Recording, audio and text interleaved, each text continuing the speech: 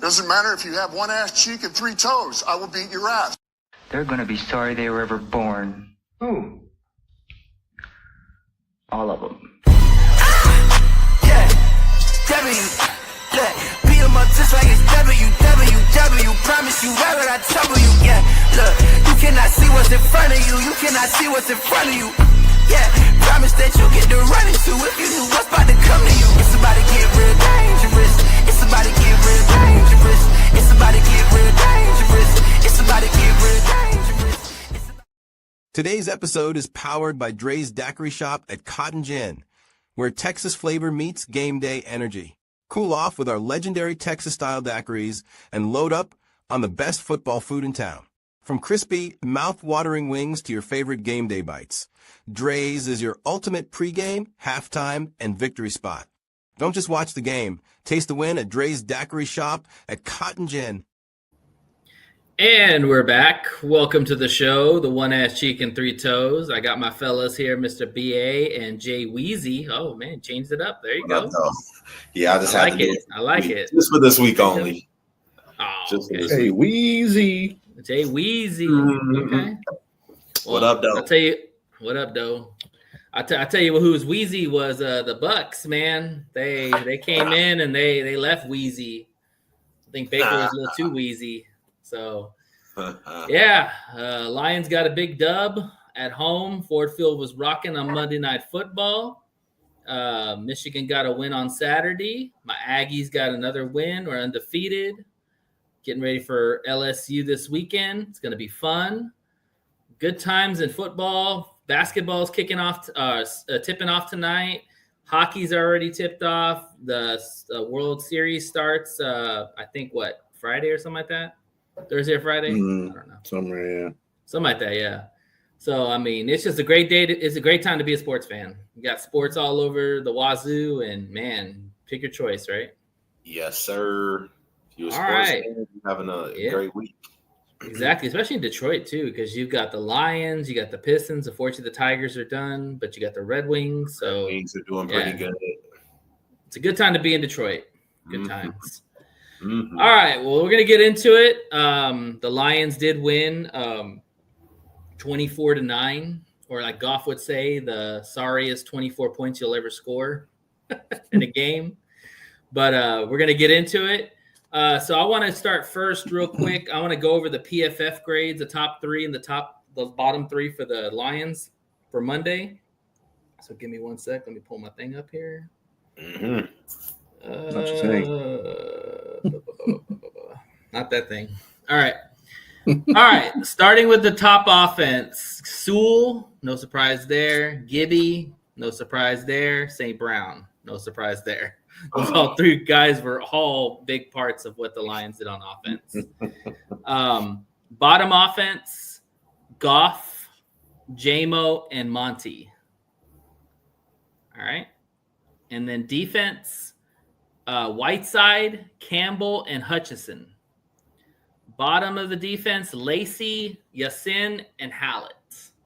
All right. Just real quick, what are y'all's thoughts on some of those? I'm kind of surprised Goff is there.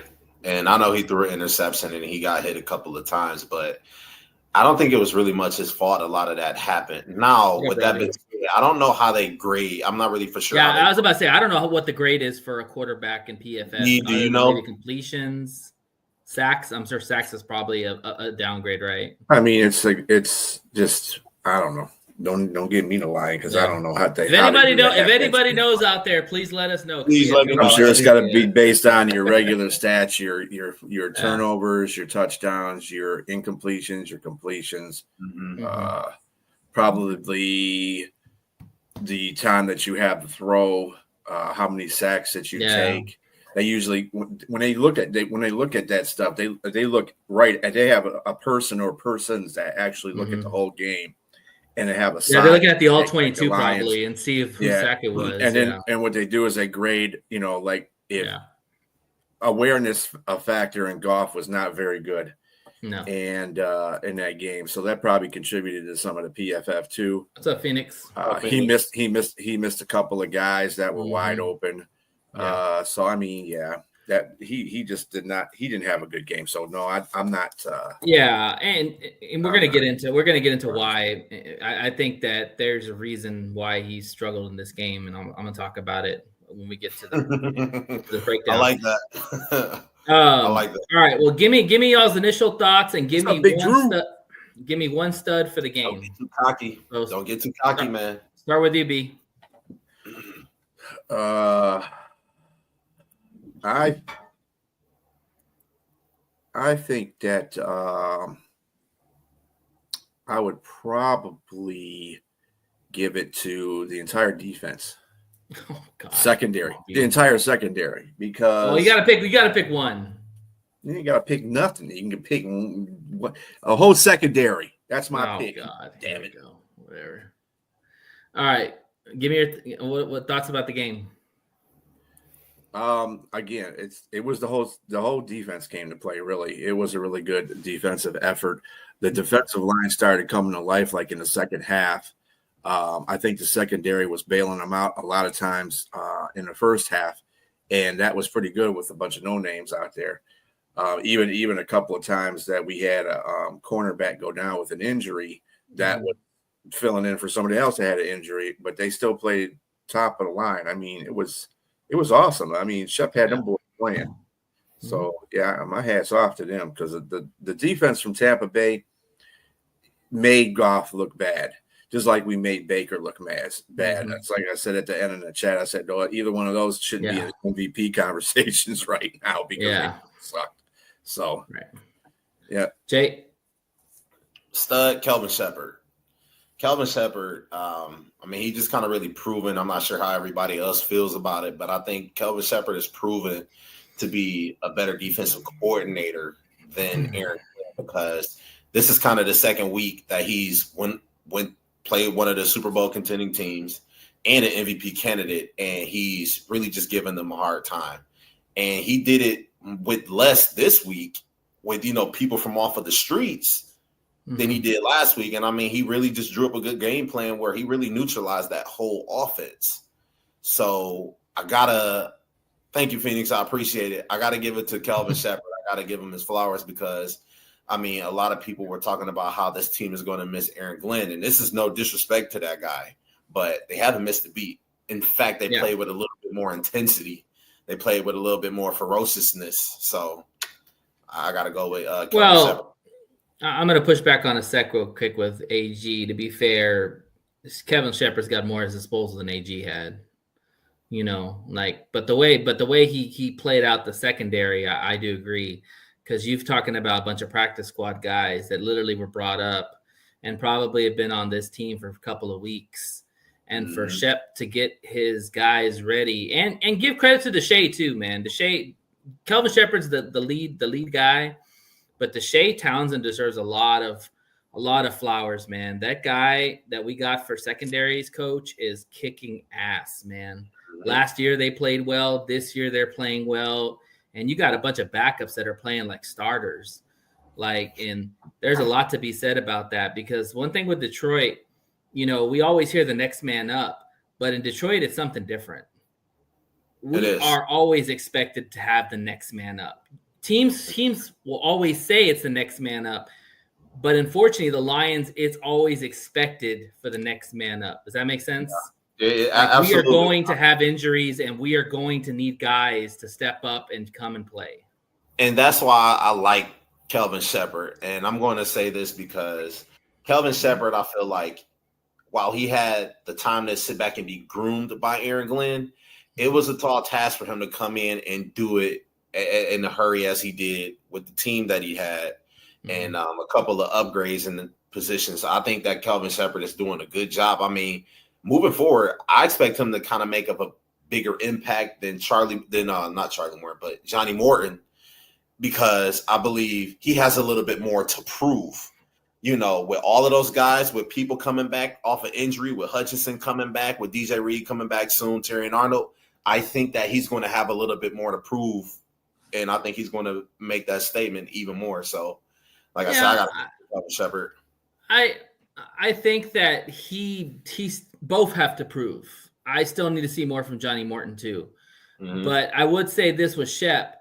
Shep's probably had 2 games where you could argue that the defense won the game for them. And that's this game and Baltimore's game. If those two games they don't play lights out on defense, I don't know if we win those games. That's all I'm saying. Right. You know. Yeah. I'm going to give you my – oh, go ahead. I was going to say my thoughts on the game is really quick. A lot of people think that this was a sloppy game by Detroit. I want to say as Detroiters, as Lions fans, can we just give props to Todd Bowles and say that he know how to play the Detroit Lions? Because, you know, over the past 3 to 4 games that the Lions has played them, they've been going back and forth. I mean, the Lions have had tough times with Todd Bowles. I mean, we have to just really give credit to that team and say, you know what? Yeah.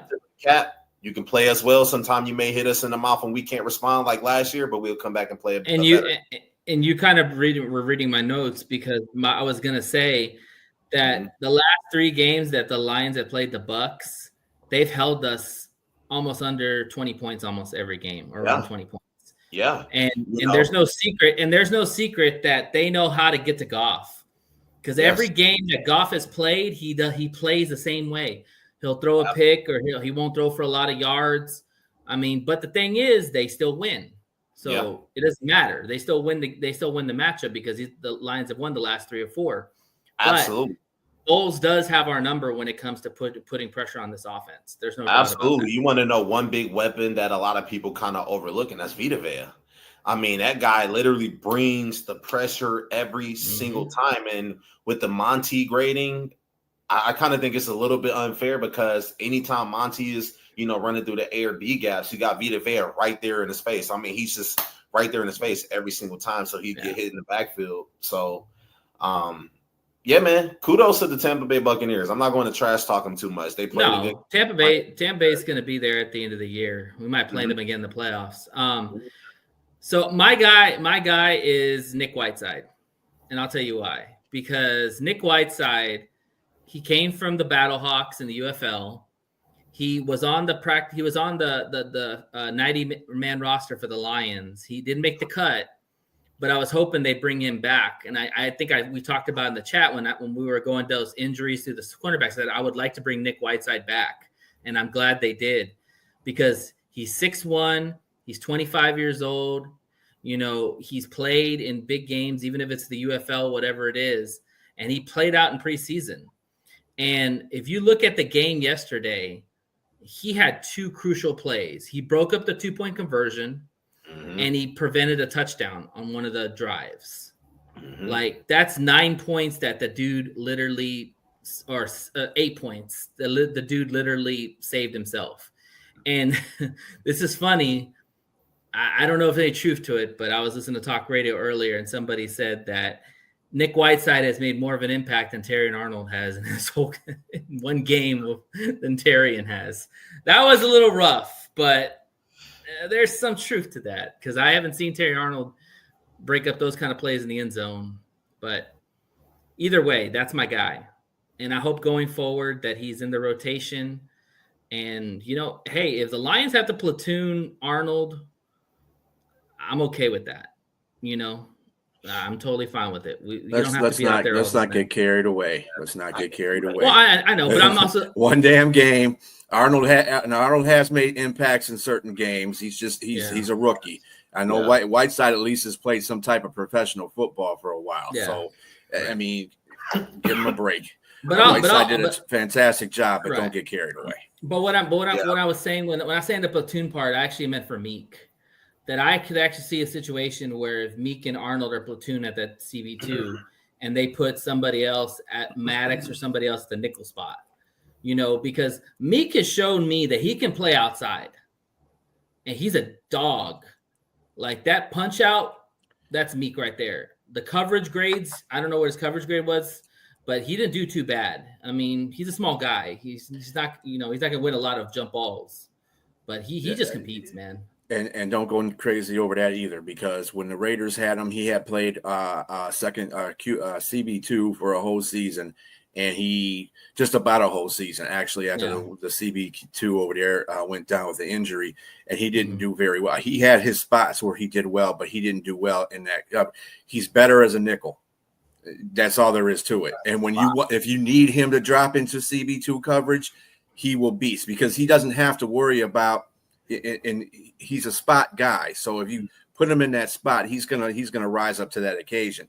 But mostly he's a nickel. He's not going to be But the guy, but like I said, not too many of those. No. One thing I say about Meek that I wonder with Terry on is Meek doesn't hold a lot, and he plays aggressive. Tyrion plays aggressive, but he holds, and that to me is the difference with those two cornerbacks.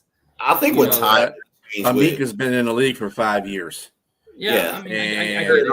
2 years for Arnold within his injury period. So I mean, you got to give the guy a break. I don't want to hear nothing about Arnold being this and that, and he's trash and he needs to get replaced after the third year. If he hasn't gotten it by that time, he ain't gonna never get it. I'm not saying let me make this very clear. I'm not saying to bench Arnold. I'm saying that in situations, if Arnold is getting calls, pull his ass out and put a Meek Robinson on that receiver and let him show him how it's done. That's what I'm saying. Because Arnold, the only way Arnold's going to learn to stop holding is if he's not playing. That's the only way he's going to learn because they've tried to coach him up. They've tried to do this in practice. You got to learn by going out there in live fire. He's just got to learn. He's just got to understand what holding is. He's got to understand. We can't have it cost us the game, B, or cost us. Last year we were 15-2. I don't know where it cost us anything. Well, I'm just saying. He was almost a full-time starter the whole year. And this year we're 5-2. He hasn't cost us any games. Yeah, I was going to say, and to be honest, this year, I mean, while he had costly penalties, it didn't really cost the Lions much of anything. No, he didn't. What happened was he adjusted in the second half, which is something that another thing he's got to learn to do. I said, it's okay. Okay, you come out there and you mess up in the first half of the game, but dude, and then you come in the second half and clean everything up. Well, you should be doing that as soon as you hit the football field. You shouldn't be doing that as a halftime adjustment. That's not a halftime adjustment, dude. That's your job. Yeah, do it from start to finish. 60 minutes. Y'all keep talking. I'll be right back. All right, for sure. And then, on top of that, I would look and say, well, if you look at his first couple of games that he played, look who he's been matched up against. He's been matched up against some of the best wide receivers. And, going into his second year where he's still learning his technique, I mean, really just be honest, he's going to have a couple penalties. Now, is he handsy? Absolutely. He's going to have be able to make that transition. It's not college anymore. Can't use your hands. They want you to really be able to guard without using your hands much. And I think that he will be able to adjust. He just has to adjust. He has to take note of what everybody's saying, learn the game a little bit more, and develop his technique. And I know you weren't talking about bench Arnold just yet, but I mean, I have seen a lot of Lions fans say bench Arnold, and it's too early for that. Well, I think the reason why, and I'm going to push back on what you said, B, about the Raiders, because the Raiders are a trash organization. Okay. They can't even get quarterback right. I'm sorry, Captain Jack, if you're listening. They are terrible. Okay. So Meek Robinson is on a terrible team. Meek actually has the coaching with Deshae, has the coaching from Shep, and he is head and shoulders hell of a better player than he was on the Raiders. So the thing is that what the fans are seeing, they're seeing the success of what Meek has been able to go out there and compete. And that's why they are clamoring for that. However, yes, Tyrion still needs time. Yes, he's still young. Yes, I understand that. But what I'm saying is that, listen, a lot of these cornerbacks in the NFL are grabby too. Okay? Sauce is a perfect example. He will grab you at the line. He will grab you when you're on your breaks and never gets called. Why? Is because he's one of the best cornerbacks out there. Terry and Arnold has a reputation. Why is that? Because the dude knows when to grab and when not to grab. Well, and Arnold is still learning that kind of stuff. But here's the point. And let me push back on the Meek thing too. Look, cornerback is somewhere you rarely have to play on your own. Okay, you can get taught some techniques and stuff like that, but cornerback it don't make a difference what kind of team you're on, what kind of team is trash or whatever. If they're throwing on you, your job is to what? Break up the pass, prevent the pass from being caught, or pick it off, or whatever the case may be. Get a PBU. That's your goal in life.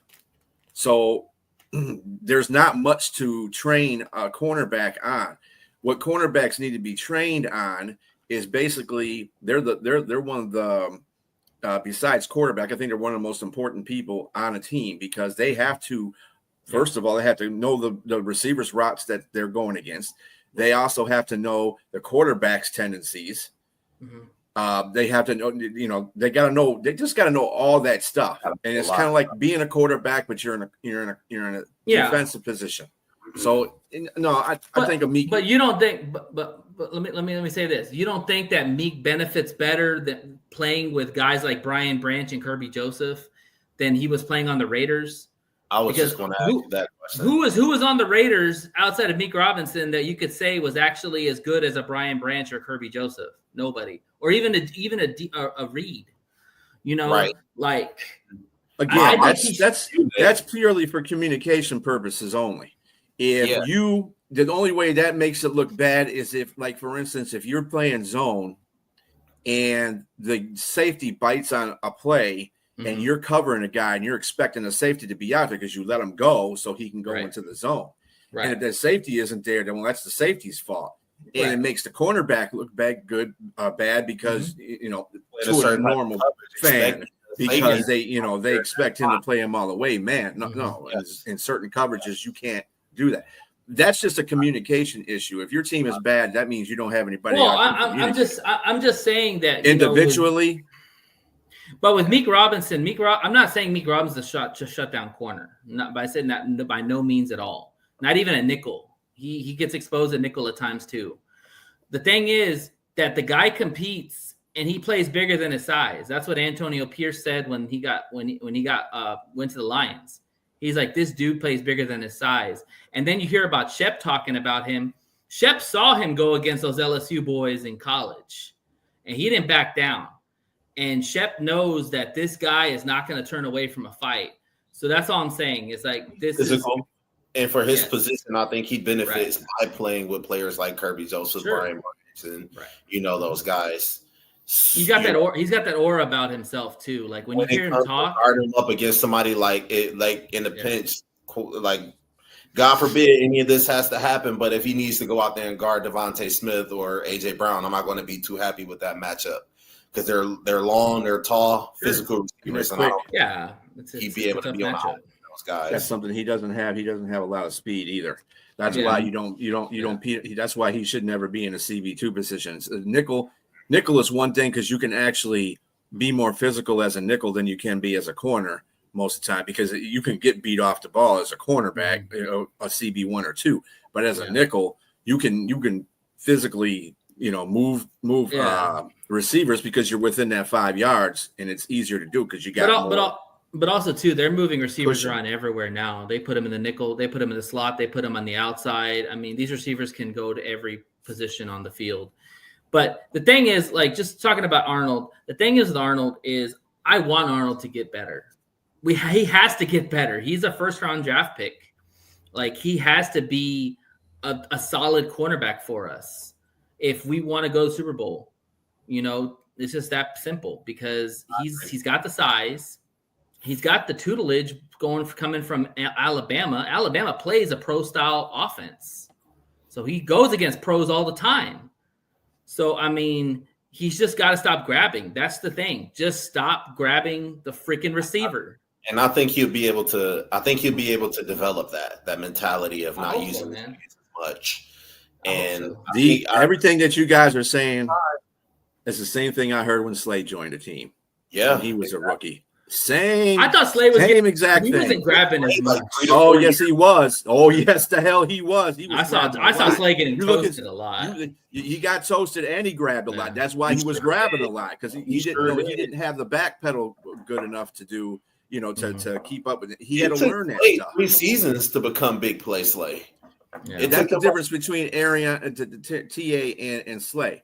Slay had to develop his ability as a corner, where Terrion Arnold already has that ability. The problem with him is he's just trying too hard to stop that corner. He can. Do you ever see it? Even when he's hold, and even a hold, he doesn't have to panic. He doesn't panic. It looks like he does panic because if the guy gets by him. He grabs him. Do you ever see anybody get by Terry Arnold? Yes. No, you don't, Nate. Stop. Never. No, you don't. No, I have. I'll find some film on it. He saved a couple of touchdowns where it was a penalty, but he saved a couple. He's gotten toasted a couple of times, man. Come on. He's not going to. I'm talking on a consistent basis, man. A couple of times, every damn cornerback in the league, no matter who they are. But you asked the question. Does he get? I said yes. You didn't say consistently. No, he doesn't consistently. No, he usually stays in front of his guy. Come on, man. You ought to automatically know that. Stop being literal, dude.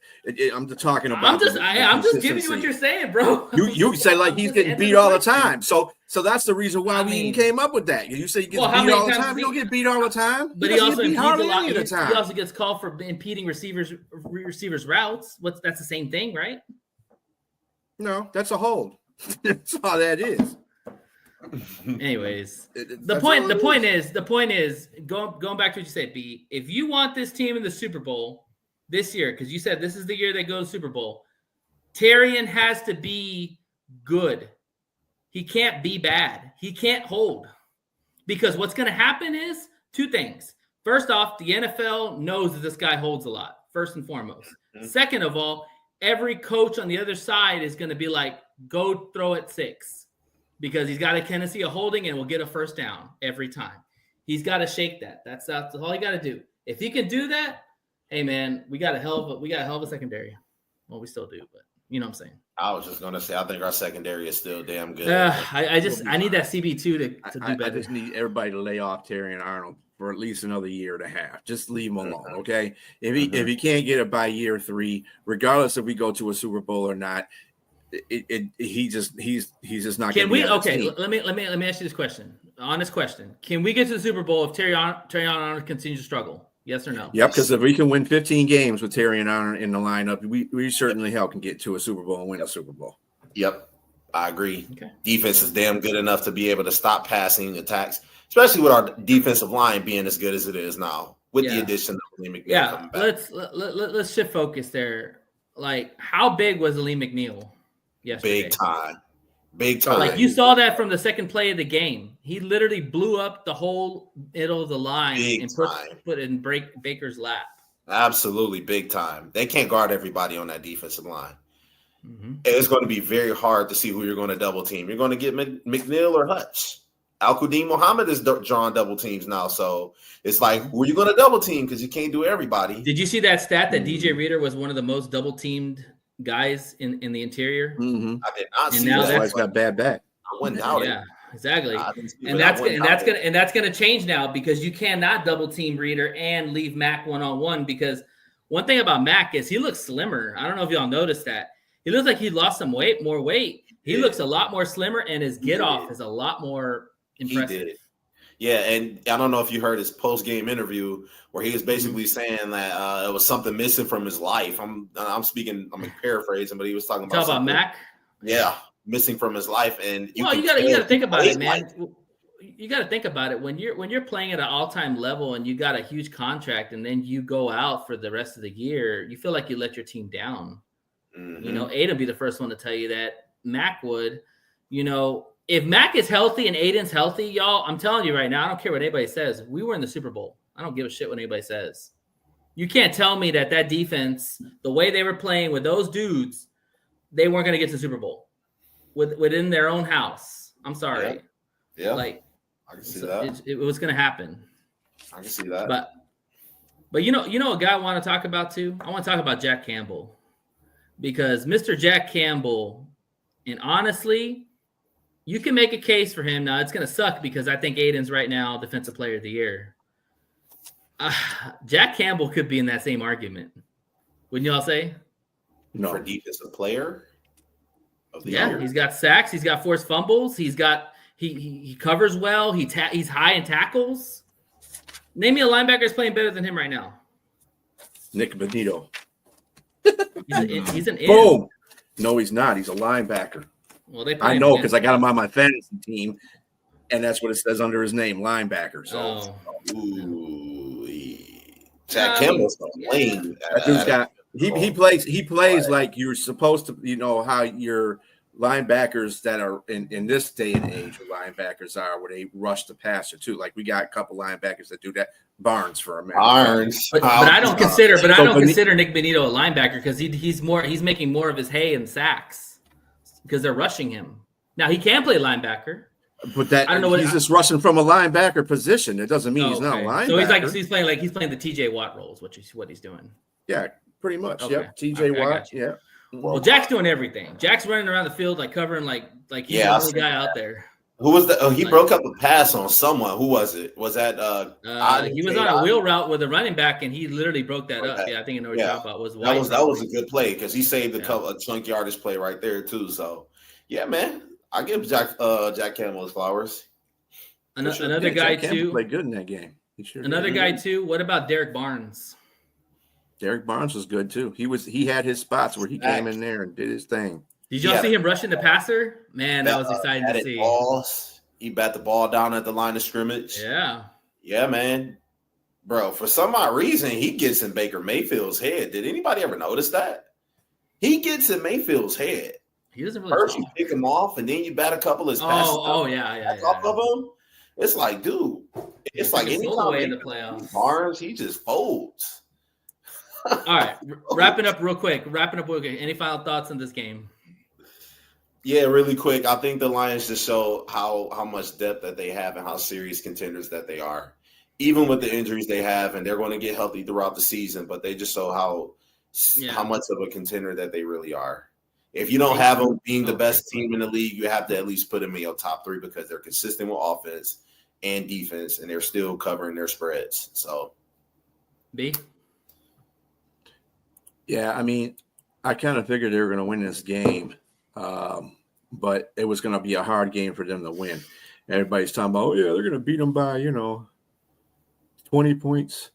They're going to beat them by 40 points. No, that ain't going to happen. Tampa Bay, you got to respect Tampa Bay. They're a very good team too. Yeah.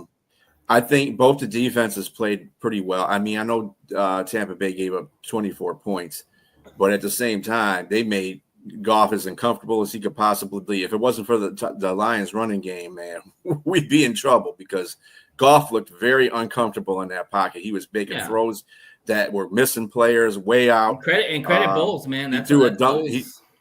He threw a bad interception he should have never thrown. Mm-hmm. He took a couple of sacks he should have never took because he wasn't aware of the pass rush coming toward him.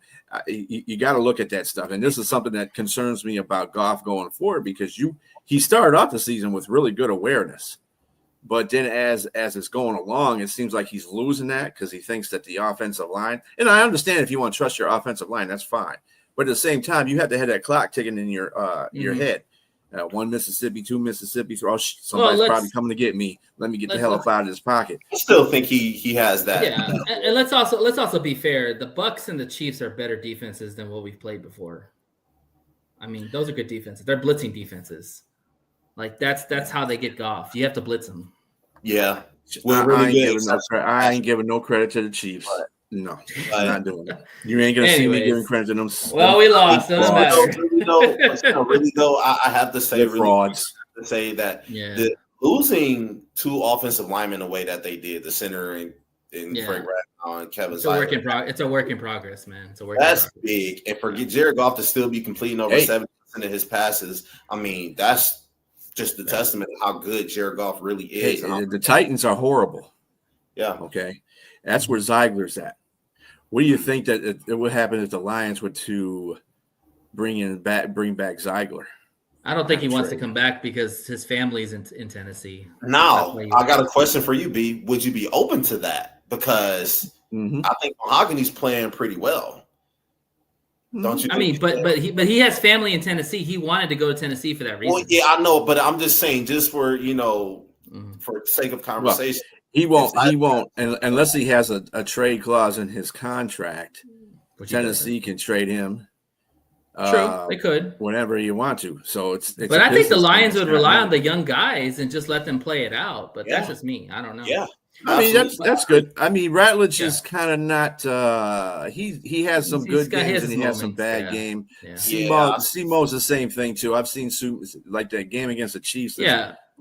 whiffing on blocks. I mean, to the point where he just falling on his face in empty space. Yeah. I'm like, dude, come on. I'm telling you guys, when you have two rookie linemen, and yes, I know Mahogany's not a rookie, but I still call him a rookie. When you have two rookie linemen, you're going to have ebbs and flows the season. Mhm. It's just the way it's going to be. You're not going to really see how good these guys are until year 2 or year 3. With the exception of Philadelphia and Minnesota, do you see any edge rushers on there, or do you see any interior defensive lineman that really scares you when they're faced up against Graham Glasgow, Zeiler, or Mahogany? Probably Carter and Davis. Well, no, I'm saying with the exception of Philly. I don't see really anybody that really just like kind of scares me where they jump off. I don't see Minnesota being scary either. I don't either. Yeah, right. But I think that the only reason why I say that is because I respect Brian Flores and his defense for sure. But he does it more by the blitz. He doesn't do it by running forward. But let's wrap this up because I just want to say one thing about the Lions. There was a lot of meat left on the bone in that game. And we could have put up 140 points. At least I really do. We had three drives in plus territory.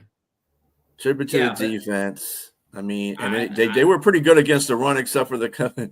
I mean, you say the 218 all-purpose yards for Jahmyr Gibbs was like mind-boggling, and he had that one long 78-yard run, but he was the only one really they shut Monty down. Mine didn't have no yards really, and they did a really good job on the run, regardless.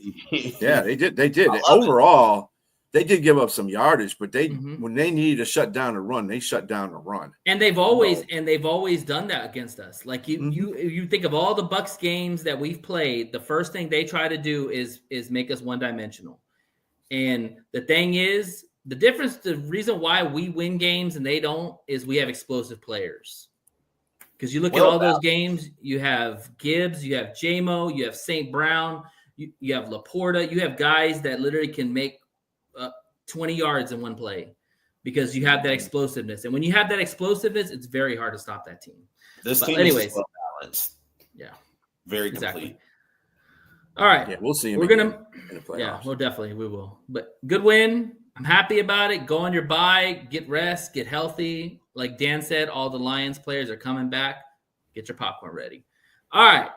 We are moving on to the pick'ems. And before we start that, B's got his power rankings. What's up, Liz? Hi, guys. How are you? Good. How you doing? Give us your power rankings. Good. All right. Give us your power rankings, B. All right.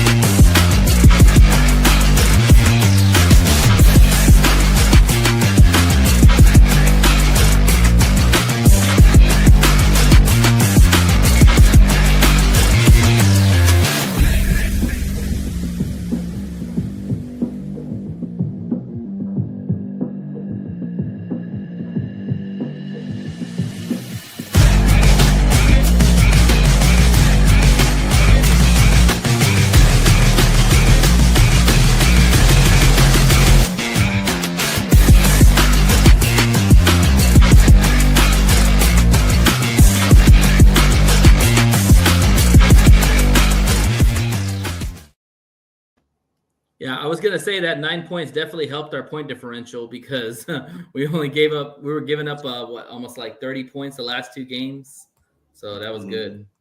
Yeah, Indianapolis, man. Yeah, I don't know what to say about them. I think that.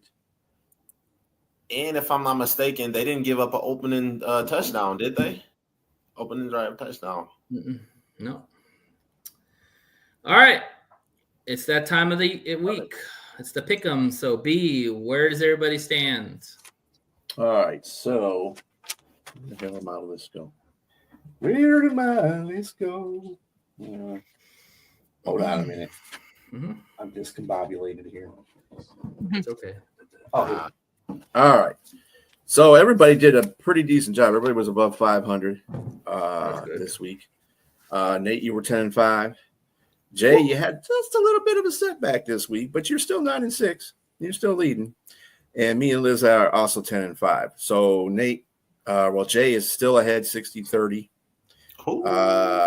Brian and Liz are still tied at 52-38 in second, and Nate is 51-39. So we're gonna catch you, though, Jay. We're catching you. We're catching you, buddy. We're gonna catch you. So got one game on you already. To quote the great Stephen A. Smith, the list is fluid. It's fluid. So we got time. All right, let's go. Let's get these picks going. All right, Vikings and Chargers. Chargers are favored to win by 3 points. B. I'm gonna take the Chargers.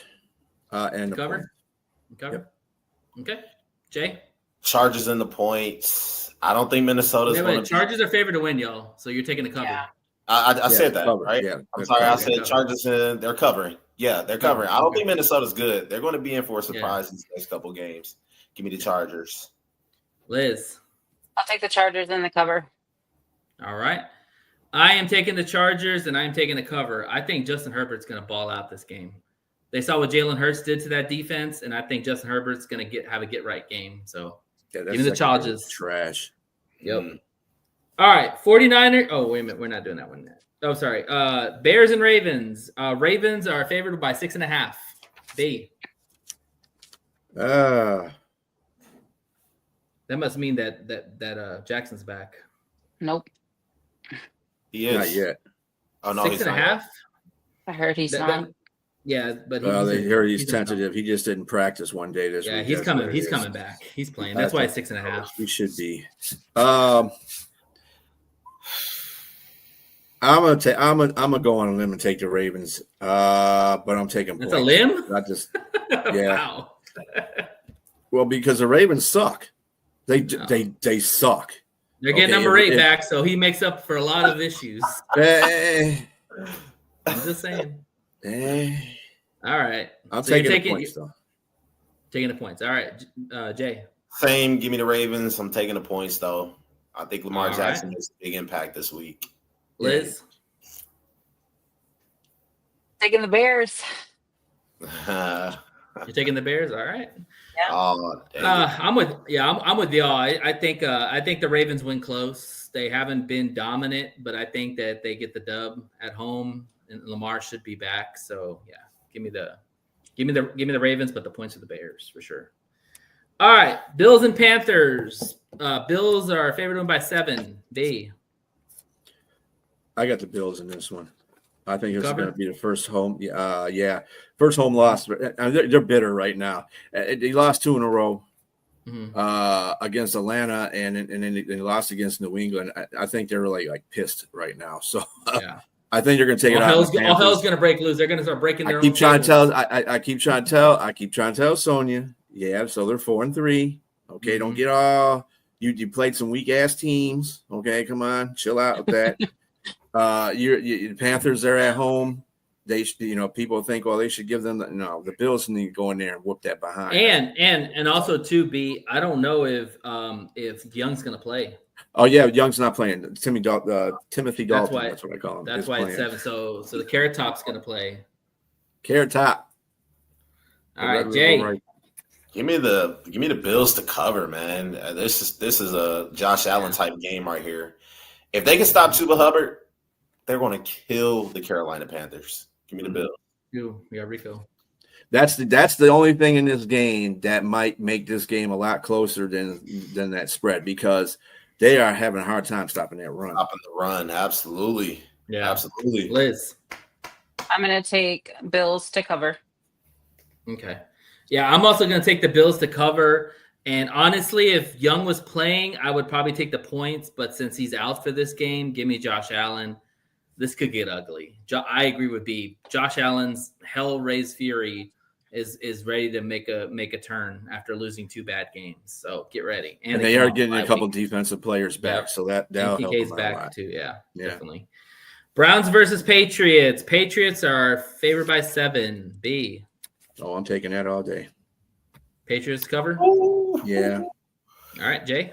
Give me the Patriots, but I'm taking the points with the Browns because that's still a good defense. Still a really good defense. Liz. I'm gonna take Patriots to cover. Okay. I'm going with Jay. I'm gonna take the Patriots, but I'm taking the points. That defense is still really good. And Drake May is playing really well, but 95 has something to say about that. That's all I gotta say. And defense travels. So all right. Dolphins versus Falcons. Falcons are favored by 7. B. Oh yeah, definitely. At home too. Come on. All right. Jay. Yeah, man. Give me the Falcons to cover, man. I think this is a game where Mike McDaniel gets whacked. Said that last week. They're not gonna fire him. They already came out and said they're not gonna fire him. They're standing. This might be it. You know how these teams are, though. We're not going to fire you 24 hours later. We're going to let you. I mean, if he loses 70 to 0, they probably will fire him. Liz. Right. Falcons. Cover? Yes. Okay. I'm going to take the Falcons to win, but the points. I think the Dolphins keep this close. Don't ask me why. I just think it happens. All right. Eagles versus Giants. Eagles are 7-point favorites. B. Giants are going to win this one in a revenge game. Woo! I'm going to take the points, though. I'm not the Giants. I mean the Eagles. The Eagles. I'm taking the Eagles and the points. The points. Yeah. Okay. Jay. Yeah. The Giants are like, dang, boy. I think the Giants, they are proving themselves to be good, but they just aren't there yet. I think they keep it close. Eagles so take the points. Okay, yep. Eagles points. Liz? I'm going to do the same. Eagles and points. Man, we're all picking the same thing, so all our picks are going to be the same.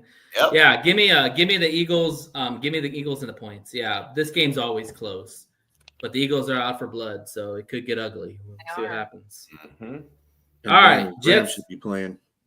Yeah, Jets versus Bengals. Bengals are getting are favored to win by 6.5. B. I can't pick the Jets no more. I'm trying to give pick them. You can every just take opportunity. Tyrod Taylor is the starting quarterback. FYI, it is not just the field. He got benched. That's probably the reason why the spread is 6.5, and it's at the Bengals too, and they just got done beating Pittsburgh. Oh yeah, I'm taking the Bengals. They also have Chase and T. Higgins, so you know. Yeah. Higgins. Jay. I'm taking the Bengals, man. And I'm taking them to cover. Yes, sir. Liz. Bengals to cover. I'm taking the Bengals, but I'll take the points. I'm going to give AG one more chance, man. That defense has got to keep it close, but I'll take the Bengals to win. All right. Bucks and Saints. Bucks are favored to win by 5.5. B. Ooh. No Mike Evans out for the rest of the year. Division. Mm-hmm. Probably will have Godwin back, and they had Ibuka. Maybe Irving. It's at the Dome, right? It's in Saints. Yeah. It's in New Orleans. Tampa Bay's coming off of a rough loss too. Baker's pissed as hell. Probably my 5 touchdowns on the board. I am going to tentatively take the Bucks, and to cover. I'm gonna take the Bucks. No, I'm gonna take the points because I think the Saints will make it close. They've been in some games. I mean, they played just about all their games except for the Seattle game close. So I'm gonna take it with the points. Take the Bucks with the points. Jay, same. I'm gonna take the Bucks, but I'm taking the points as well. I think any divisional game that's going to be close. So Liz, Bucks and the points. I'm taking Saints. All right. Nation. All right. Oh. All right. I like that. Baker is redder than the color on his uniform.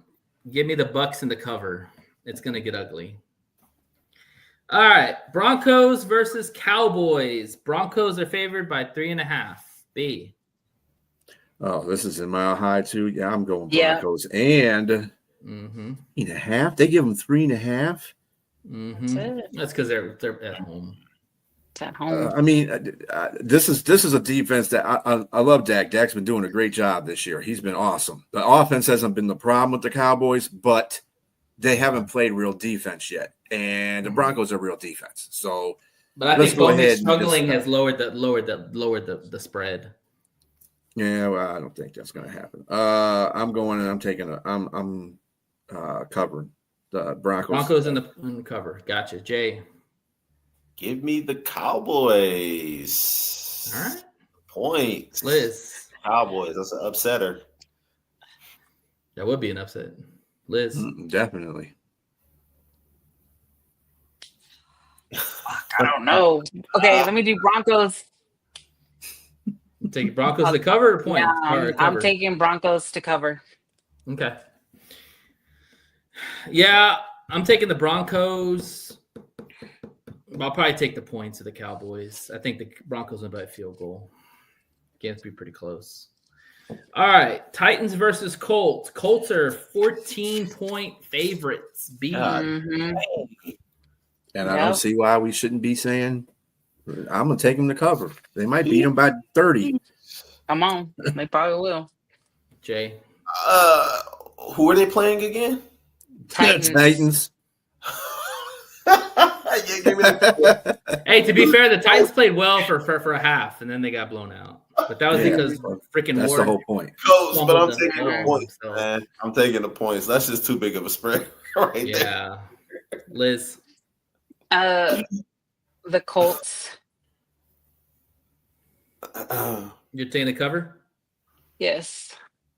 Okay, yeah, I'm taking the Colts, but I'm with Jay. I'm taking the points because you know why? Because the Colts like to run the football, and that's going to keep it. That's going to keep the spread close. But you know what? Remember something.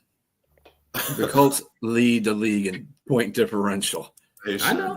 I Jonathan get it. and Jonathan Taylor. He ran like a nut last game, and that was against pretty much a pretty good defense. I get it. Colts, the Titans still have some pride on defense. It was the offense that screwed them over. They don't have any good run defense, though, but whatever. We'll see. All right. Packers or Whackers versus the Steelers. Packers are favored by 3. B. You know what? They're going to Pittsburgh, and it's Aaron Rodgers. Ain't no damn way Packers can win this game. I'm going with the Steelers. All right, Jay. Give me the Whackers. They're on a roll and they're favorite. I think they're just going to be too much for the Steelers, man. Give me the Whackers. We don't need them to win anymore. I don't want them to lose. Those are the same things we said about Cleveland and the same thing we said about the Cardinals. But they barely the Cardinals with a backup quarterback. And Dallas, they were supposed to blow out Dallas, but they couldn't do that either. So, all right, Liz. They're pretenders. Green Bay. Of course. The cover? I saw you over there clapping. Yep. You're crazy. Give me Pittsburgh, and it's not even going to be close. They're going to whoop. Watch out. Asrod. Robbie. Yes, I can't. Oh, we can do that. Asrod is going to wipe his butt clean with them. Moving on. Titans for the upset, really, Robbie? Okay. I would love that. Hi, Robbie. It's going to happen, man. What's up, You kidding me? Have you seen Green Bay play? They barely win games. But they win. And we win too. Like I said, side bet. Aaron Rodgers played for Green Bay. Green Bay screwed Aaron Rodgers. Well, actually, to be fair, Asrod screwed himself, but that's besides. Thank you. But I mean, they also in his mind, they screwed him. It doesn't matter. The point is that he's out for vengeance. He wants this game. He had this game circled on the calendar when they played. That's why he wanted to play for the Steelers. They 2-4 spread, bro. I don't know, man. And they on the road too. Okay, I'm gonna keep my pick. I'm keeping my pick. Yeah, well, we'll see who's laughing. All right, and Commanders and Chiefs. Chiefs are getting 10 points at home. Oh my gosh. I think I'm wrong. At home, yes. Swifties. I think the Chiefs, I'm going with them. Yeah. Are we all going to just unanimously agree that the Chiefs in the cover? Because they start Commanders are starting Mariota. And he's going into a hostile environment. That's right. That's why it's 10 points. Yeah. Give me the Chiefs. Commanders ain't the team that we thought they were going to be. And the rest won't let them keep it close. He's talking about the Pittsburgh Green Bay one. Yeah. He does that every time. Pittsburgh, You're bro. a jack off if you don't pick Pittsburgh. Yeah, that me, Hey, bro. I'll give you. I will give you one reason why Pittsburgh will win that game going away. DK Metcalf. Green Bay can't guard a cold. Nate Hobbs was getting torn up like he stole something. All right. All right. And finally, Liz's game. 49ers against the Texans. The Texans are 1.5 favorite. B. It's almost like, they're trying to bait you in these games with the San Francisco 49ers because they always usually win on these covers because they're always close. Right. Damn. I'm sure Liz is going to give us a reason why, the Texans didn't do very good against Seattle, but they are at home. San Francisco's got to lose sometime. They just got to lose. I just don't have faith in them. On a roll, game. Yeah, she's going to the game. Yeah. I'm gonna go with Liz this time. I'm gonna take the Texans just out of sheer faith. That's what I'm gonna do. Yeah, they don't have very much faith in this game at all because it's only 1.5 points. And it's in Houston. Yes. Houston. Mm-hmm. Give me Houston. And who are favorites in that game?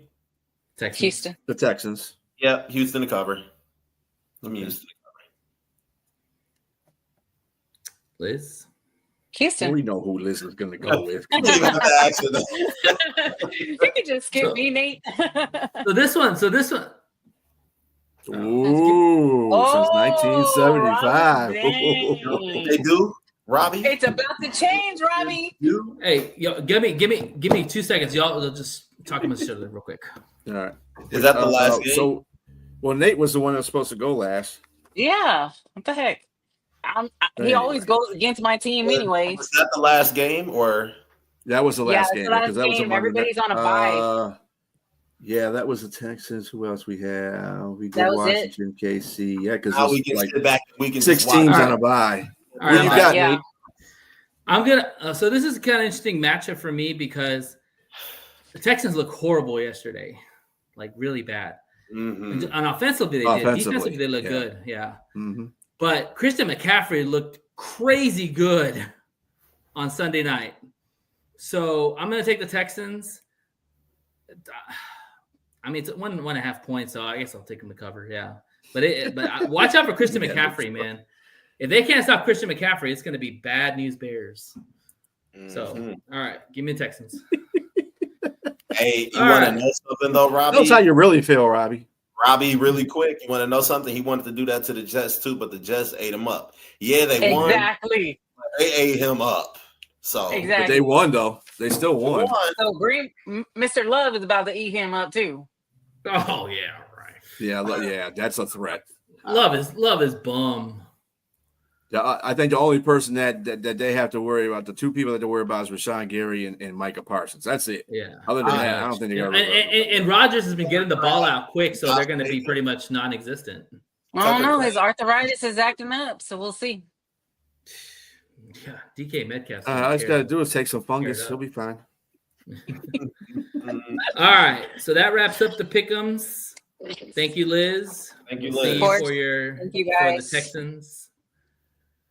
And we are going to talk some grading, fellas. Get your pencils out. If you have papers and you can put the grade, that'd be better. All right, so what we're going to do is we're going to give grades to each position of the Lions. We're about the halfway point of the season. Crazy to believe it. We're already there. Our beloved Lions are 5-2, so let's talk about the grades for each position. We'll start with quarterback, Mr. Jared Goff. What grade do you give him, Jay? I'm going to give Jared Goff a B+. And the reason why I'm giving him a B+ is while he's still completing 70% of his passes, sometimes he can be a bit slew-footed in the pocket. But when that pocket is clean, he's an assassin. So I give him a B+. Okay. B. I'm giving him a flat B. All right. Hey. Because Last time I this checked, thing's he's good grade. what Jay said basically. he does his pocket awareness has been dipping lately. He needs to get recovered from that. That's what he needs to do. Yeah.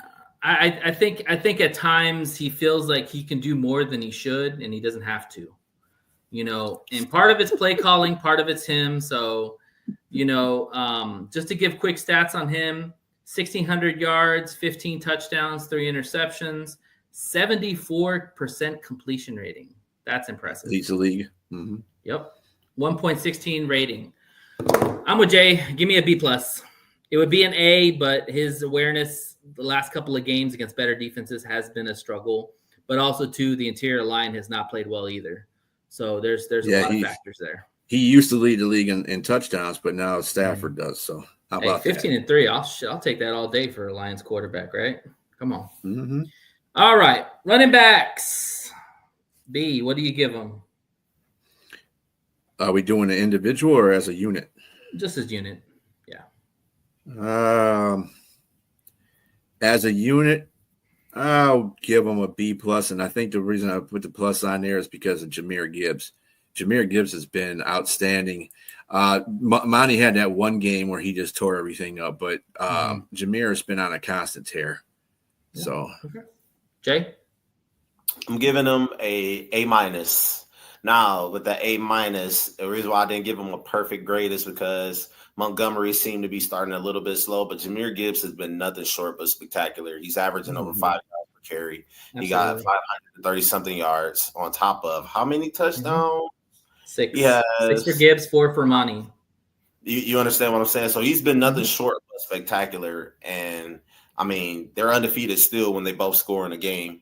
So that really says a lot how impactful they are. So only reason why I'm that minus right there is because I just want Monty to pick it up just a little bit more. Just a little bit. I'm giving them a solid B+ because reality is, and I think B made a good point one time, certain games is going to feature one running back over the just other. Once. The Bucks, honestly, that was a Gibbs game. It was not a Monty game. Not with Vita Vea in the middle. Mm-hmm. Now, when there's not a big interior guy that's a dominant pusher of the middle, it's probably more of a Monty game than a Gibbs game, But to be honest, Gibbs can be any game. But I would say that yesterday was for sure a Gibby game. Like the space, the awareness, the speed.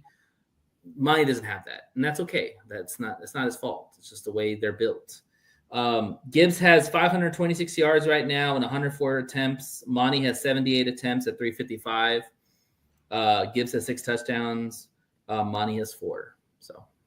What's the yards per carry for Gibbs? Yards he had 8 last night. 5.1. David is 4.6. Yeah, something like that. They're both over 4. That's hey, don't ever call Monty a power back.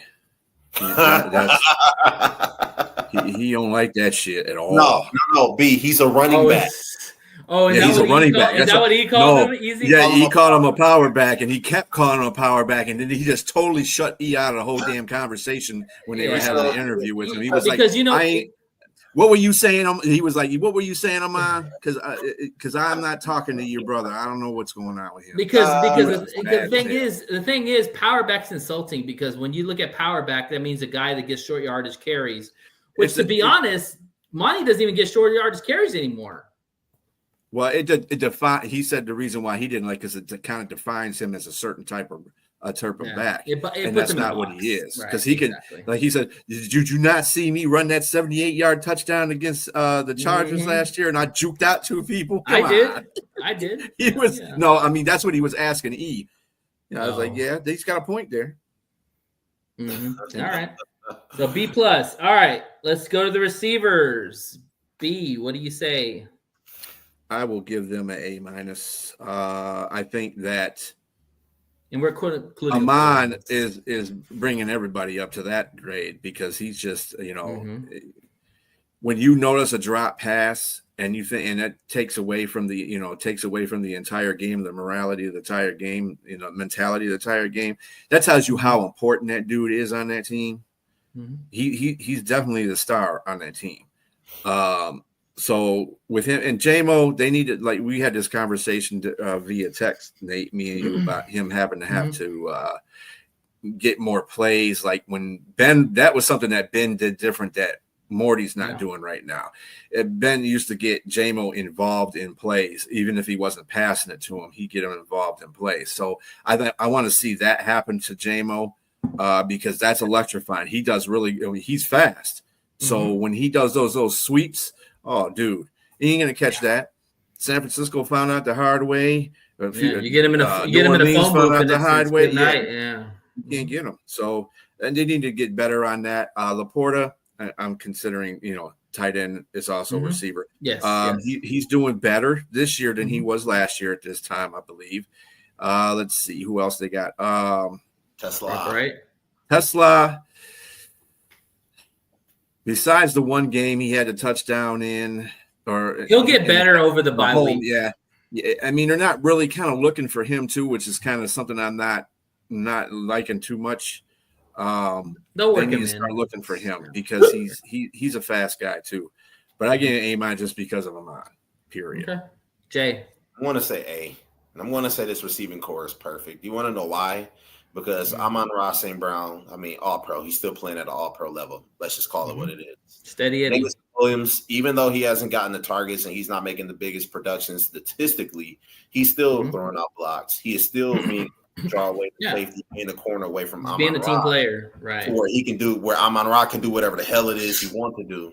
I mean, even the reason why I mentioned Tesla is because even he is starting to draw more attention.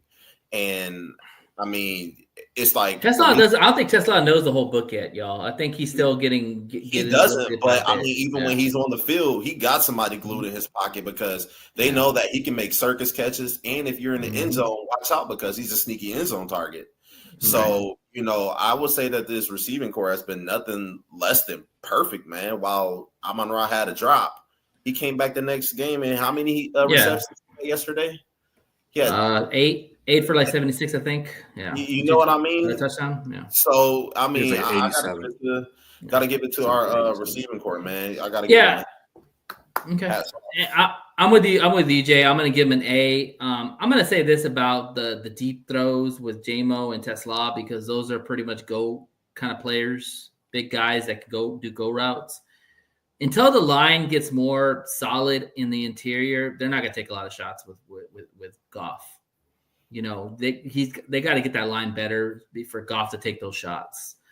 And Goff lives in the intermediate. That's where his bread and butter is. And that's where Laporta and that's where Amon-Ra St. Brown eats. So it just is what it is. We got a lot of mouths to feed and I feel bad for JMO, man, or JMO 2.0. Because he has to figure out all this every week. Like, who's going to satisfy? Who's going to be unhappy?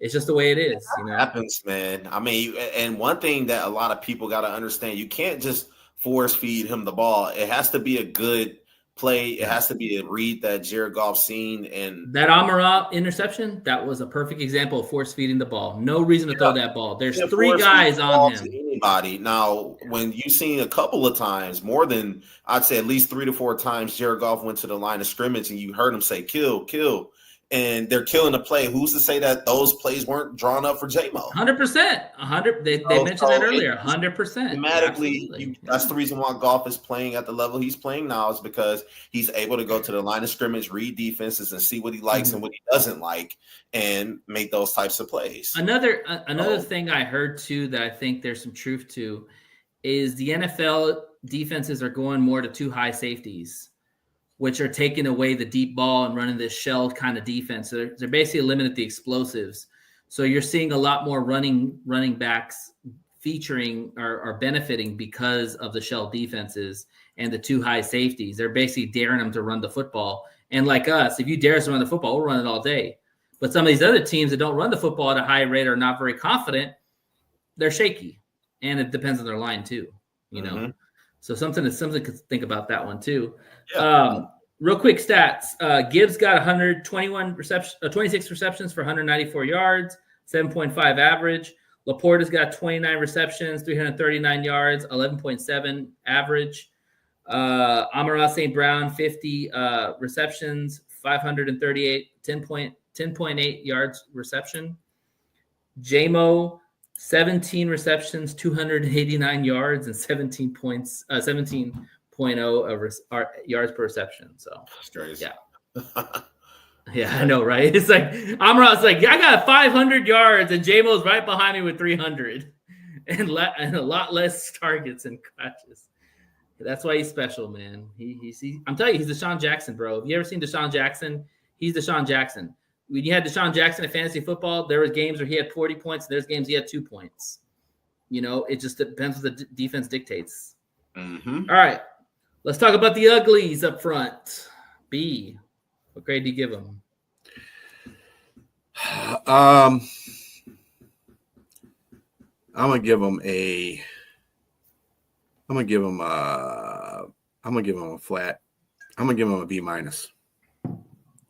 I think they still need some work in progress, which to me is fair. I mean, I could give them a C+ too. C+ or a B-. Either one of those two grades would probably be good for them. But that's because they got the interior line that they have. They still are working through issues. So, exactly. But they've been doing pretty good overall. The Lions are 9th overall in offense. So, and 5th in rushing offense. And they are 13th in passing offense right now. So nice. They're doing a lot more running, obviously. So that's good. But right. I'll Jay? give them B-. I am going to say C+. And reason being is because when was the last time the Detroit Lions given up 4 sacks in a game? It's been a while. And, that's they'd only give up like 3 sacks in 3 games before that. Yeah. So, yeah, so when you the last 2 games, actually, they gave up the most sacks. So, and when you look at that, you gotta take into account that this is still a very young offensive line. Some people are still learning, and communication has to be there. It's not that it's a talent issue. I think it's still more of a communication issue. And anytime you got Graham Glasgow, who's probably, let's just say 60 to 80 pounds lighter than Vita Vea, and then you got Tate Ratledge, rookie, trying to guard that guy, he's going to get past him every single time. Now, Christian Mahogany, I expect a little bit more than him. Penei Sewell even drew a flag yesterday on a false start, critical penalty. So, yeah, the pre-snaps got to stop, Jay. That's a great point. I'm so tired of these pre-snaps. Y'all are veteran players. Yes. No excuse for these pre-snap crap, man. It just kills drives. So, I think that a lot of it is communication. And Dan Campbell will still emphasize that. So I think C+ is an appropriate grade for them. I think they can get better, but for right now, I got to give them C+. All right. I'm giving them an incomplete, and I'll tell you why. For me, Decker's been gone. Sewell's been your mainstay. Graham has been your mainstay. You've got 2 rookies still in the middle of the line. I need to see more from this line. I mean, honestly, the grade really shouldn't come out to probably the end of the year because they're up and down. Like, there's games where Mahogany's got a high PFF grade. There's games where Tate's got a high PFF grade. There's games where Sewell's always got a high PFF grade. But I mean, like, Decker's got a high PFF grade. I've never seen Graham is probably the one person I haven't seen have a high PFF grade. I think he's been like nearly the bottom almost every freaking PFF, which tells you like we definitely need to upgrade at center in the offseason if they don't want Tate to be the starter. I'm gonna say incomplete. I'm sorry. I don't know. I need to see more. I just think with 2 young guys. What do you see so far, Nate? I'm going to do grading, but I'm going to give them an incomplete because you should wait till the end of the season. Well, grades now, buddy. Going grades now. I mean, if you put a gun to my head, I'd probably say C, and that's being generous because I'm not very happy with the line. Like the last 2 games, we've given up more sacks than we gave up the last 4 or 5 games. Like Goff's been sacked 13 times. It's not a lot, but the pressure quality of teams that we're playing too. True, that's fair, and they've had blitzed more. But we're also going to be facing more blitzing defenses kind of going forward. Fangio, Flores, So, yeah, we'll see. But I guess a C if you want to give it to me. But I really want to give it incomplete because Decker being gone really made me want to say incomplete because we haven't seen this unit as a whole all together. Like, we saw one game and they look like shit. So. I mean, regardless. Ragnall's gone. C. So I mean, that's something you just can't, you I will say, I will say what that the offensive line looks like right now. Yeah, I will say. By the way, what did you say about what grade did you give the wide receivers name? I didn't. I gave him an A. An A. Okay. Yeah, I gave him an A. I will say this about the line is that Goff's only been sacked 13 times. That's probably one of the best in the NFL. Mm-hmm. We got 2 running backs near 500 yards on the season, and he's completing about 74% of his passes. So there you go. And we're one of the top offenses. Now, I have a question for the both of you. When are we going to stop using the excuse of it being a young offensive line and say, you know what, at this point in time, you guys should know better? After the season. You give them a season. What about you, B? Yes, I want a full season. I mean, we always give the younger players 3 years to mature. So, but they're going to be offensive line is a really difficult position just to get thrown into, even as a rookie. Right. Your cream will rise to the crop in those situations, and you will find out who is your good offensive lineman, even with a year going on. When they get in the Super Bowl, is anybody going to be talking about the offensive line? And who's bad? Right. See, Right. but I will still have issues. They can still give up 4 sacks in the Super Bowl, still win the Super Bowl, and that's still offensive problems, right? So, but I will say you're right. You got to wait until after. But I will say this: Graham needs to go. Can we all agree on that? We have to replace the center position. Well, eventually. Yeah, but it's going to be you're going to have to draft somebody or. Well, of course, yeah. As I'm saying, we're going to have to address it in the off season. In the off season, absolutely. Yeah, because he got killed by Vita Vea, man. You want to know why Vita Vea was blowing up the middle? Because of fucking Graham. Mm-hmm. Well, we knew that was going to happen. Yeah, exactly. We saw Frank the Tank do it last year. Vita Vea is a beast anyway. He's going to blow up most centers. Like last year, he couldn't do that because Ragnow was out there playing like tough. Ragnow was balling. Ragnow did get blown up a couple times against Vita Vea. You're not going to win that battle every time. But he won most. I don't care how good your centers are. Yeah. Kelsey has even got blown up by Vita Vea a few times when he was playing with Philadelphia. So Vita Vea is just a guy. I mean, he's a guy that just run your ass. But it does. But it does concern me that the PFF grade for Graham has been low every time. That does concern me. He's not the bottom on this one, but he probably wasn't high either. So. Well, I mean, always look at this grade too. He's a sucky run blocker. He's horrid as a run blocker.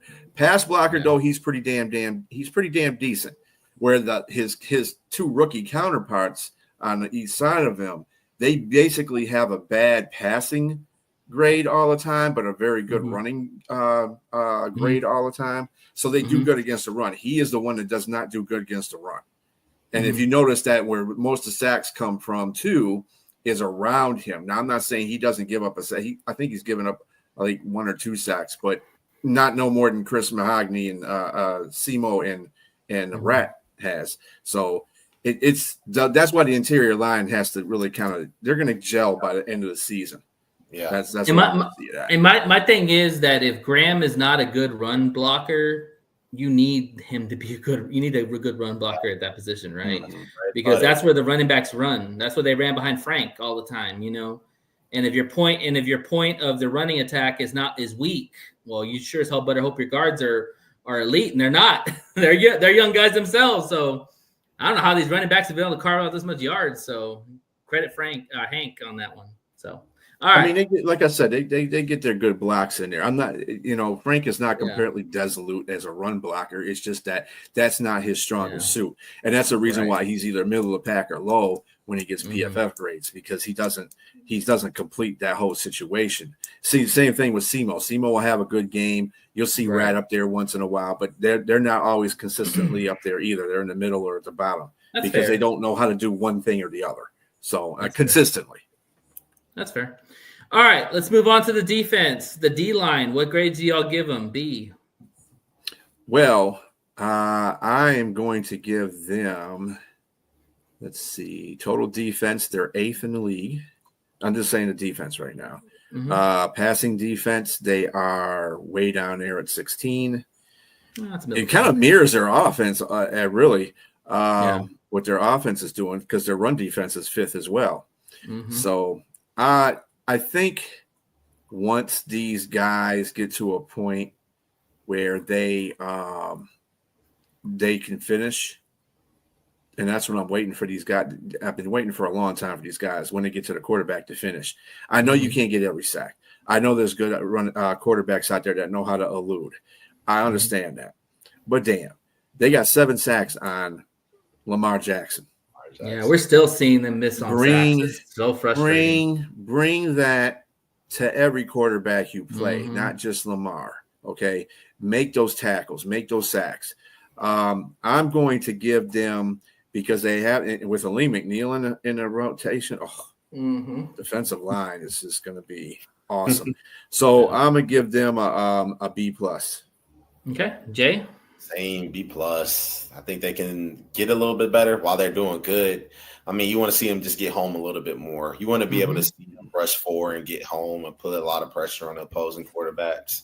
So I give them a B+. B+. I'm gonna give an A. And I'll tell you why. Because when you looked at this D line before the season started, everybody was like, who do we have at end? We only have 2 ends. And you look at the guys that contribute on this D line, let's take Aleem out of the equation because he just came back. You had Aiden, who we knew Aiden was going to be the guy. I mean, he sure as hell looks like the guy. I don't see any drop off in him at all. He looks even better with the spin moves, and he's got a bunch of moves now. So he's really worked on his craft. So I'm excited to see that. Mohammed, hell, who saw Mohammed come out of nowhere and just be a guy that not only gets sacks but pushes the pocket? Hell, that's what we wanted from Davenport, to push the pocket and get some sacks at times. Mohammed's been a force.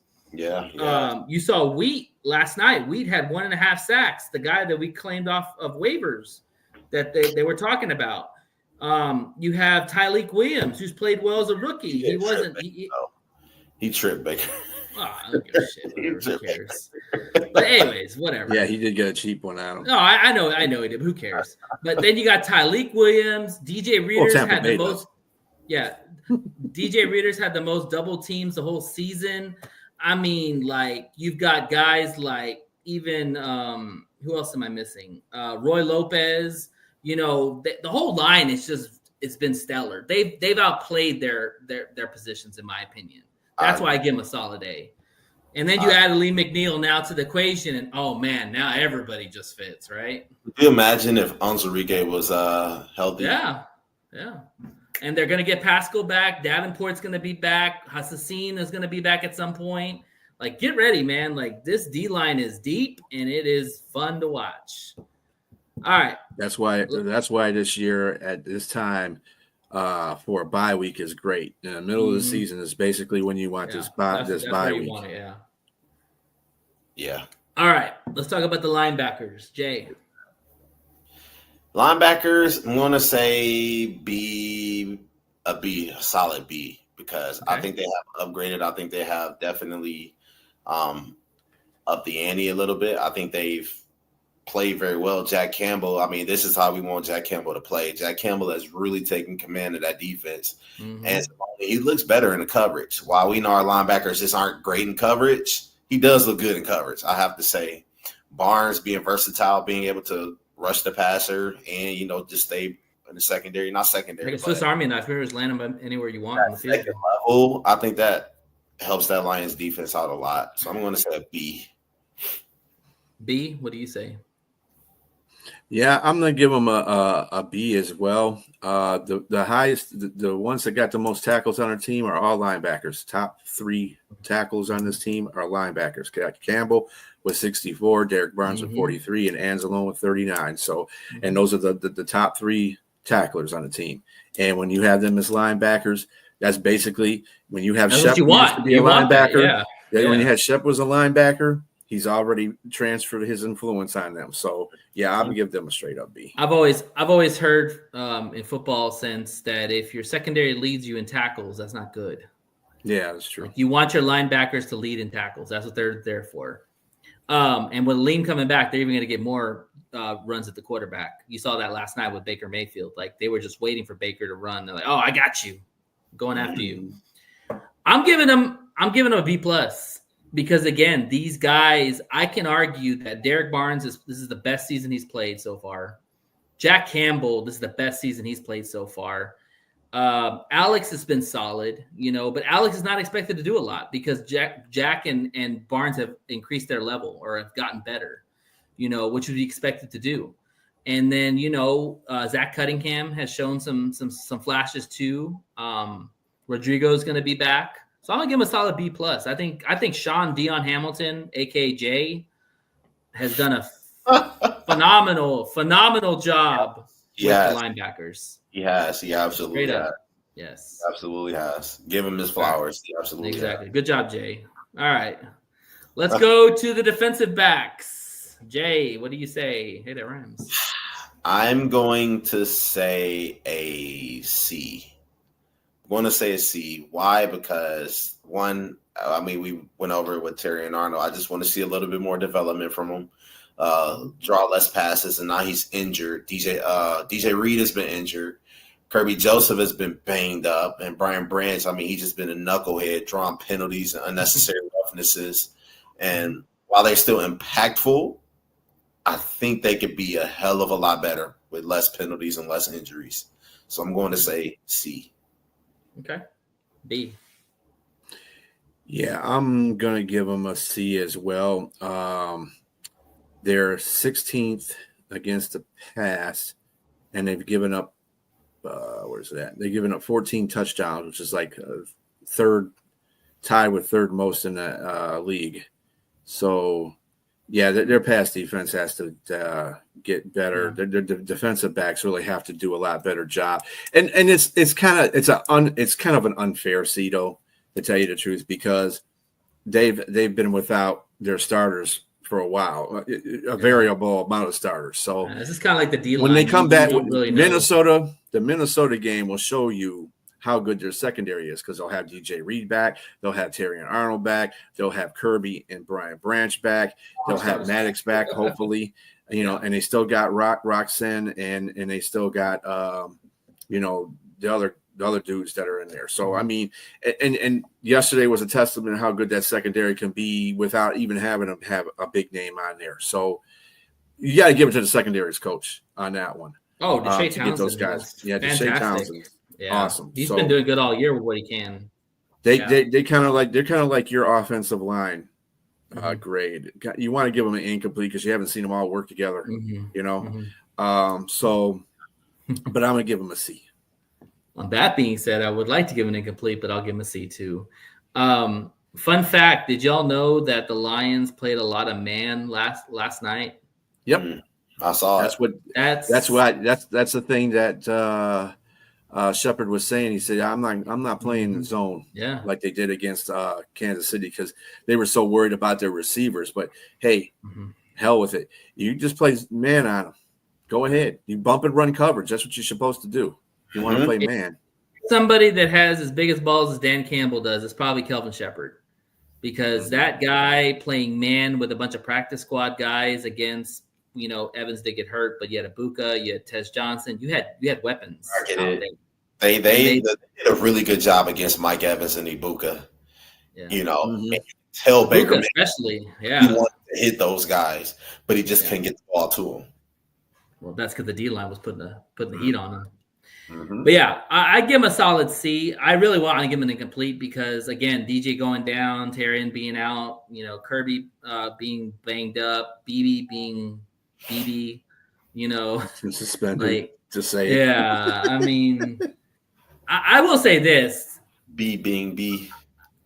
I know I picked the Lions to win this game big, but deep inside me, I was a little worried because when you have those kind of weapons on the other side and you have guys that never played together and you're expecting them to hold an offense to 9 points, that's pretty damn impressive. Like, really impressive. Like, 9 points to a Baker Mayfield, a.k.a. the already made MVP, and you hold him to 9 points. That's impressive. And honestly, it really should have been 6 because Goff gave him 3 points at the end of the half. Let's just talk about that. Right. But this put it this way: this whole Lions team is not the Lions team that we ever were used to. You never can predict the score because they can make scores tight or they can blow a team away. And I don't think there's very few people that have ever got the scores exactly right. So I mean, it's just like nobody saw them score Tampa Bay just scoring 9 points, especially with both Evans and Yuka in the game. So Kate Otten and what's also really impressive too, and I was just thought about this for a sec, is last year the Lions led the NFL in point differential. And if people don't know what point differential is basically what you score and what you give up. Mm-hmm. And if you're leading the NFL in point differential, that tells me that your offense is putting up points and you're not giving up a lot of points. And if you look at how bad our defense was last year with all the injuries, to be number 1 in point differential is freaking impressive. And then if you look at this year, you've got better players, you've upgraded your depth, and you haven't had any really, really significant injuries. Yes, I'm knocking on wood. Now, and you're still up there in point differential. I think B said ours was 3.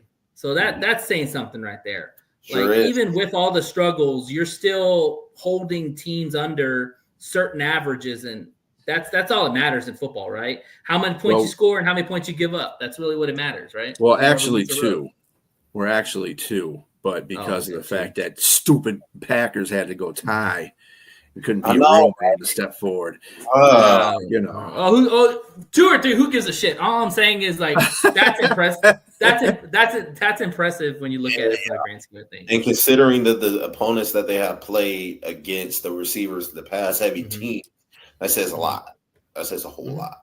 So all right, let's wrap it up with the special teams. What do you give them, Jay? A. You haven't really use them very much. Give him an A because Jack Fox, he's been on a roll. Did anybody see Jack Fox punt from like the 10? Dude. I mean, he can. We probably keep freaking parking lot, dude. Yeah. We probably keep our punter the freshest out of the whole NFL because the guy's just always ready. He's always ready. And Jake Bates, I mean, while he missed one yesterday, he also made one as well. So Jake Bates, I mean, he's good. He banked one in, bro. He sure did. Jake Bates, he can ball. I give it to him. Khalif Raymond, we didn't really get to see much from him on punt return yesterday. He's got 2 games. Yeah. But I give our special teams an A. Hey, Sailors hasn't been bad on kickoff return either. I've been impressed with Sailors. Yeah, no, you're right. You're right. What grade did you give him, Jay? A. Oh, A. B? A. I gave him a B because of Bates. Bates is 2 for 5 from plus 50 yards.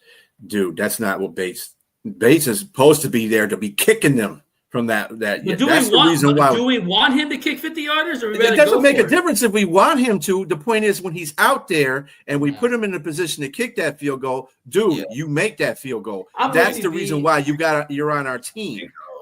I'm with you to some extent because anything over 50 for a kicker is 50-50. Like you gotta, it's a 50-50 chance of making it. Well, dude's out there kicking unless you're Brandon Aubrey, like it's regular. Unless you're Brandon Aubrey with a 99 dude from Jacksonville, accuracy rating. The Tampa Bay kicker is a good kicker. I mean, you got bunches of kickers in this league that can kick 60-plus yarder field goals. But Bates so far has made kicks when it mattered. That's one thing I'll say about him. Well, I get it depends on what you mean they matter because, I mean, really kicking a field goal, I mean, not having to kick a field goal, well, it could have been 27-9 instead of 24-9. But then if you missed the other field goal, it's still been 21-9. So really, do we care? As long as he's making extra points, I mean, you can look at it like as long as he's keeping the ball in bounds and not. I'm still giving him a B though, because that dude needs to kick them damn field goals. So I'll give him a B. I'll give him a B plus because honestly, we don't use our kicker very much, and we don't use our punter, and they still come up big for us when we need them. Yes, I'd like Bates to make all his field goals, but again, over 50, like a 58-yarder, I did not expect him to make that 58-yarder. The other one he just pulled. So he's just gotta work on that, and that'll be fine. And Fox is Fox. He barely made that. Yeah, but he banked. Did anybody see what Jahmyr Gibbs posted on his Instagram? Mm-mm. Mm-mm. All right, let me Show you guys really quick. All right. If you can see that. Oh, is that Shepherd's Eyes? Yeah. Yeah. Yeah, this team has a lot of love for each side. Like, it's really crazy. Like, it's like a brotherhood. Like the way Shep talked about Goff and his relationship with Goff. Did you hear about that? How Goff would go and talk with Shep all the time in his office, and Shep was like, "Damn, you didn't talk to me when I was linebackers coach." You know, you're a like, linebackers coach. Exactly. But yeah, Goff and Shep always talk in his office and all that. This brotherhood is amazing, man. And just watching when Shep, you know, Barnes gave Shep the game ball, and then Shep gave it and said, "This is for the players, man. This is your ball, bro." I love that, man. Anyways, final one, coaching. What do we give Mr. Dan Campbell and his staff? I'm gonna put staff in there too. I'm giving them an A++. I'm gonna give them A-. And reason why is because I think for what we lost and what our expectations were, a lot of people were seeing this year maybe doom and gloom, a huge step back considering what we lost in the coordinator and everything. Mm-hmm. But realistically speaking, we just said it. We are second in point differential right now. We aren't missing Ben Johnson much. Our defense is playing well, exceeding our expectations with Kelvin Shepard being the defensive coordinator. And Dan Campbell, I don't care what anybody say. We can laugh and joke at some of the things he say, some of the corny punchlines, but Dan Campbell is a very smart, methodical head coach. He's very well driven driven by his just tenacity. Is his love for the game makes everybody love the game. Yeah. The way he coaches, the way he preaches to his team makes everybody love the game and believe in him. And schematically, that dude is great. Smart head coach. I'm gonna give him an A-. The only reason why I'm giving him an A- though is because they can clean up a couple things. Now, Dan Campbell even admitted he made a mistake yesterday when he challenged that Baker Mayfield. I hate when he says that stuff, man. Just keep that in your head, bro. Because people question his thoughts now. I hate that. You know, so sometime, you know, he can make decisions. He's not going to be perfect. We don't need him to be perfect. We just need Dan Campbell and do the things that he do now. Hey, we're all human. We all make mistakes, you know, like you said. A-. A+. Listen, this coaching staff, again, looking at the beginning of the season, all I heard was, are we going to be good offensively? Are we going to be good defensively? What the hell is all these other coaches going to do? And all I got to say is one of the top offenses, Johnny Morton. One of the top defenses, Kelvin Shepard. Tashard Choice. He's done a fantastic job with his running backs. I love Tashard Choice. I was a big fan when we got him. On top of that, Sean Dion Hamilton, AKJ, done a hell of a job with the linebackers. Like, linebacker unit's one of the best units. Outside of that Chiefs game, the linebacker unit's been solid all season. And then Deshae Townsend. Just look at last night. You get a bunch of practice squad guys out there that literally had barely maybe practiced 5 or 6 practices together, and they balled out playing man-to-man defense against some really good dog receivers. And then, of course, Fip, man. Fip always is steady Eddie. Always got his thing going. So, A+, man. Dan Campbell. Once again, Dan knows how to find the people. If we lose somebody, I'm not even worried anymore. Dan will find somebody else, and they'll be fine. Oh, 5 years into his tenure, you're not worried anymore? Well, I keep telling you, I don't worry about them. Well, I don't worry about stuff they do. I don't worry. I didn't worry about that offensive defensive coordinator because I tell everybody. Okay, real quick. The offense, I was never worried about the offense because the reality is when you've got players, which we do, you can make – it doesn't matter who your offensive coordinator is. The players play, coaches coach. Defense was the one I need to see from Shep because Shep's never been a defensive coordinator. Johnny Morton's been the offensive coordinator. He had a bad stint in the Jets, but then again, knew how bad the Jets are. Look at the OC for the Jets now. Tanner, the one that everybody wanted him to come to Detroit. Guy can't coach an offense himself. But Shep had never coached. And so that's why I wanted to see what he was going to do. And you know what? Shep made me a believer. I'm a believer in Shep, and I will not question Shep anymore. But I told you, Shep has been on this team since it was incorporated with Dan Campbell. I get you, B, but and he's never been a behind DC. AG. I tell you what, I believe he's a better DC than AG is, and I told you he's going to be a better AC than DC. You did say that. I'm just saying. You did say I that. like AG too. Don't get me wrong. I'm not trying to bat down No. AG. AG is just one of those coaches. Like, he's a Dan coach. He's a coach that coaches, the whole team. He's not a coach that just individual. To me. The thing about with AG and Shep, and I'll tell you right now, Shep is more schematics. Shep knows, like, first off, he coached the linebackers. That was one of the best units we had last year. We can all agree with all the injuries we had. He found a way to coach those guys up because, like he's a 15-2 record. You don't do that with bad linebackers. So he found gold and shit with the linebackers. And I knew that going into him being the DC, not only was he going to get the best out of the linebackers, but, man, he was going to run the whole ship like he wants to run. And the guy's just confident, and he knows what he's doing. Not saying AG didn't. I'm just saying AG is kind of different in the sense that AG, he's a leader, but the thing is, he was kind of in his way a lot too. He's kind of an ego guy. And Shep's not an ego guy. Shep's like, dude, I'm going to follow you. I'm a soldier. Whatever Dan wants, I'm going to do. But he knows how to motivate his players. And they believe in him. From day one to be the defensive coordinator, I think that's like kind of what everybody don't know. Exactly. Like you said, he was here from the very first day this team was incorporated. Dan Campbell and his guys brought him in. So he knew what he was capable of. Sure. All right, Liz is back. Welcome back, Liz. Let's talk about the Texans. What's up? The floor is yours. Oh, you're muted. Can't hear you. I don't know if you're muted or because it doesn't show it on this side. It might be your connection. Log back or try to check your connection. Nope. Log out and come back in. That's what I always do. But Shep, when I listen to the guy talk, he just impresses me, something I like about Dan Campbell. So, he comes from that Bill Parcells tree. He comes with that mindset. And, everybody that he has on his staff have that same type of mindset, that same eagerness, that same drive, that fire that was inside of him, man, that competitiveness.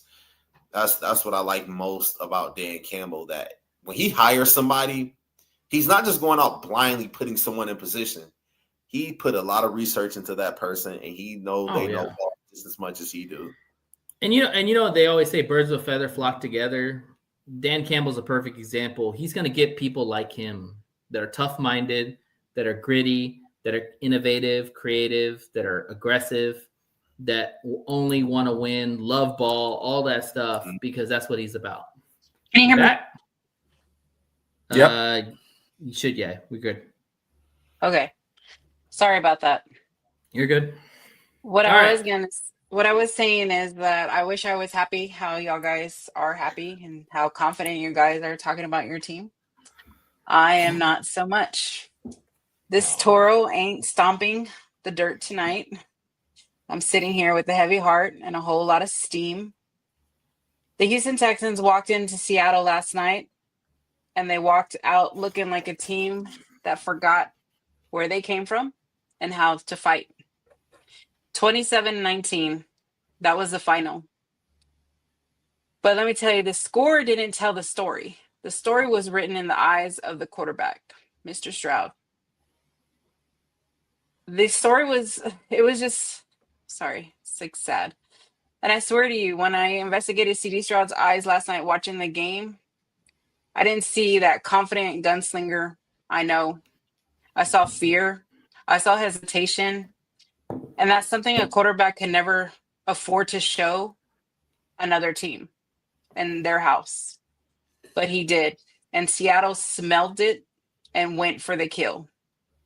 While Stroud was still looking for courage somewhere, I could hear George Strait humming in the background, Amarillo by morning, up from Houston. Oh my God. Good song.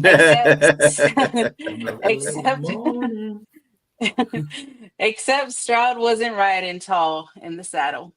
He was looking down, questioning himself. I say this all the time. When you carry doubt, it spreads like wildfire. Wildfire, sorry. And that's exactly what happened last night with Stroud. And it traveled through the whole damn O-line. Seattle came ready to fight. JSN played in his own field like it was his rodeo. 8 catches, 123 yards, and a dunk so clean on the crossbar. Oh, He yeah. got flagged for style points. That kid was having fun. Yeah, you can't dunk on the goalpost. Calvin Johnson Yeah. learned that one. But meanwhile, Damn you, Calvin. Damn you, Calvin. So tall. But meanwhile, our offense looked like they left the joy back in the locker room. And Sam Darnold, he looked comfortable, confident, like a man playing with house money. But CJ, he looked like a man driving with one foot on the brake, afraid to touch his own gas pedal. Our O-line was leaking like a screen door in a hurricane. Stroud got sacked 3 times, hit 7 more. You can't find rhythm when your ribs are humming. You can't see downfield when your helmet's full of panic. Look, we can talk stats all night. Anderson gave us that defense's touchdown, and I'm proud of that. The defense kept us alive like a heartbeat on a monitor, steady but turnovers. struggling. Mm-hmm. But offense, you were flatlined than a Texas back road at sunset. Oh my God. And here's the thing that gets me. Here's the thing that gets me red. For me, it's not the loss itself. I will be Texans forever, but it's the spirit. It's the spirit because that's what it like when I watch my Texans and I see the struggle in Stroud and see the struggle in the team. That's what's sad is that how they felt lost and lonely. And Stroud said after the game, we got to help those guys out, score some points somehow, some way. Well, here's the truth, CJ. You are the some way, and you are the somehow. This Texans team is your team, and they live and die on your confidence. So when you start second guessing yourself, the whole damn team follows you off that damn cliff.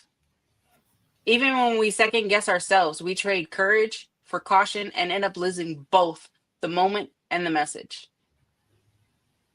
So let me draw back from QB because that's what I feel like it was just, for me, I blamed him a lot for last night's game. I'm saying it because I believe in him. I've seen that fire in his eyes before, that unshakable calm, that leadership. But last night was a storm brewing behind the eyes, and fear ain't part of Houston DNA, and he forgot that. We're H-Town. We fight, we bleed, we fall, and we stand the hell back up no matter how many times it hurts. That's how I feel about this team, and that's how I feel about my QB. Even when they break my heart, even when they leave me sitting here, like, it's just crazy. But I will be there this Sunday in H-Town at NRG Stadium, watching my Texans square up with San Fran. And I tell you straight, that's no team you face with fear. You walk in like a bull that's seen the gate swing open, horns down, heart up, eyes locked on the fight. So CJ, if you're listening somehow to this podcast, this great podcast, subscribe, damn it. if somehow this reaches your ears from one Texan to another, I'm asking you, dig deep, shake off that fear, and remember what you were built for.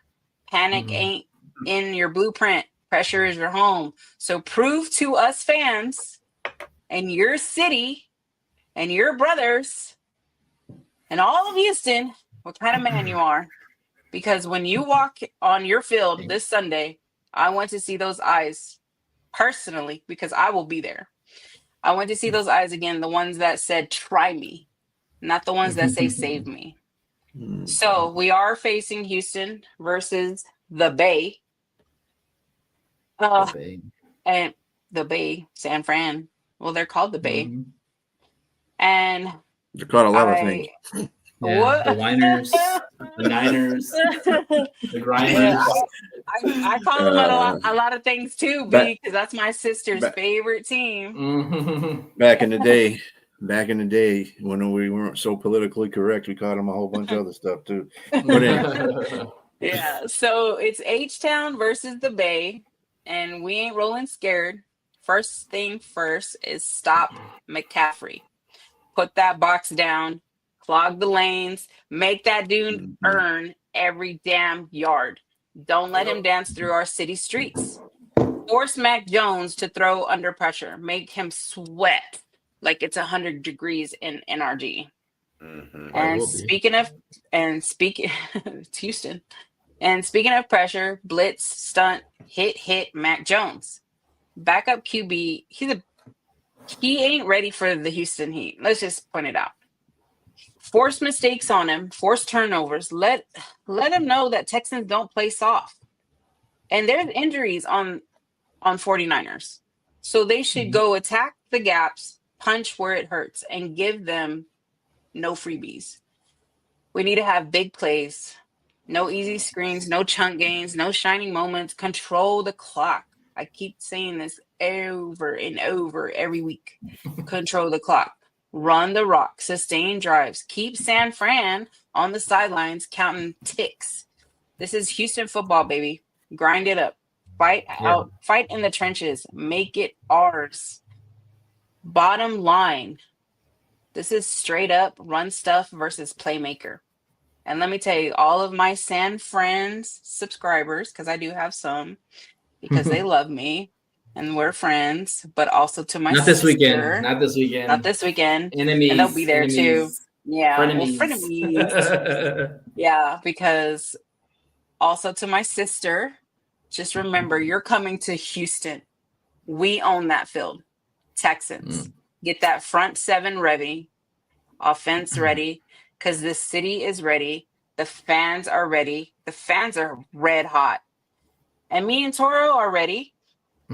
So let's fucking go. Like, I'm ready. There you go. I'll be in Houston. I'll be taking pictures with Toro. Like, I'm excited. So 49ers, you're going down. Because we're out for blood now. Hey, and CJ Stroud, stop throwing people under the bus. Again, that's the thing that's getting on my nerves about him. Seriously, dude, you are the problem. You're the bus is not the problem. You're the problem, right? Exactly. And even if you're not the problem, you don't point people out, right? You take onus, like Jared Goff. When Jared Goff plays like crap, he never blames anybody. He says, "It's my. I'll put it on me. I'll play better." Yeah, better. I'm gonna tell you. I'm gonna tell you with CJ Stroud real quick. Something's not right with this dude, and I've heard a lot of people talk about him lately, and it's clear that he doesn't trust his feet, because when he's under duress, he doesn't stabilize his feet. He throws off platform. Where he sails all those balls over the receivers. And even when he doesn't got pressure, he rushes the throw. He's not comfortable in the pocket. And part of it probably is because he doesn't trust the O-line, but the OC needs to get him moving, roll him out, do some bootlegs or whatever, like he's just sitting in the pocket's not helping. He looks worse in the pocket. He looks horrible.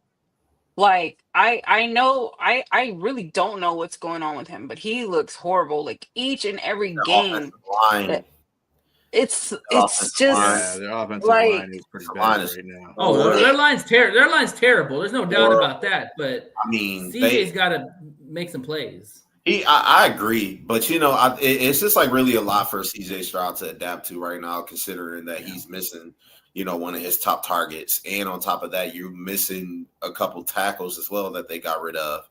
I mean, he's just struggling. He's really just trying to find a way, and he's improvising, and he's not doing good. Like, did you see? He almost gave up a safety yesterday. Yes. What's his name? Okada. They literally, bro. In my opinion, I think that was a safety, but they said the contact. Well, they called it an incomplete pass. Same thing with Goff. Mm-hmm. That pass looked like Goff when they called for Goff was a fumble, but that looked like the same thing. C.J. Stroud got called for an incomplete pass. And I think it's something. It was a fumble though. That was a fumble. That was definitely a fumble. But with C.J. Stroud, I'll put a lot of blame on him, but the offensive line has to be better. That's the reason why y'all only rushed for 56 yards yesterday. Whereas Seattle was 138, if I'm not mistaken, 140 around there. 38. You can't get out rushed like that. You got Nick Chubbs, and that's somebody that you need to utilize a little bit more. But they're not running the football. They don't want to run the football. They're not. They're literally not. And going up against, like they're waiting for Mixon to come back. That's what they're doing. Yeah, exactly. Waiting. And Mike McDaniel, McDonald, like he's a good defensive minded coach. So D'Amico Ryans was going to have to scheme up a lot of stuff to throw him off, but it just didn't work. My bad. No, you're good. My bad. You go ahead. No, the coach was even pissing me off. Yeah. Like on the sideline, like just looking. Like, what do you pull something out of your ass, DeMarco? Pull something out because you ain't doing shit. He's the coach. He's a defensive minded coach too. That's the problem. But if you're a coach of the whole team, of the whole process, of the whole O-line and the whole defense, but what's Liz, going on? B makes a great point, and I think there's a lot of statistics behind it. When you have a defensive minded coach and you have a young quarterback, it's tough because, for one, they don't know O-lines. They don't know how to coach up young quarterbacks. That's why you see a lot of young OCs with young quarterbacks, because they know O-line and they know quarterbacks. To be a defensive coach, you worry more about your defense, which the defense is good. The problem is, if you don't have a strong OC, you're going to struggle offensively. And that's what's going on right now, because I just looked at the thing. You fired Slowick, and you got this Cayley guy. This guy needs to go. They're terrible. It's just like Tomlin. You look at Tomlin. Tomlin's a defensive-minded coach, and the only time he's had a lot of success is when he's had a veteran quarterback out there. Yeah, Roethlisberger, and he didn't. Roethlisberger, he inherited from Bill Cowher. So you got to remember that he already had a couple of years under his belt before you actually got him in there. So look at AG. That's the reason why he's got Rodgers right now. Yeah, Rodgers is that's exactly why Tomlin has Rodgers, because Rodgers is a veteran quarterback and he can make those decisions on the field himself. He doesn't need the OC that they got. That guy's like average at best. He should have been fired a long time ago. But go ahead, Jay. Wrap us up. I think the Texans should have really prioritized getting a better offensive coordinator in the offseason. Yes, we should have. Someone that C.J. Stroud is very, very familiar with, somebody that he can adapt to their offense like he did. Yes, it was probably an in-house hire, Jay, like we did with Shep or promotion. The guy, what's his name? Slowick. They fired him last year. Okay, the new guy they got, his name's Slade. Nick Cayley.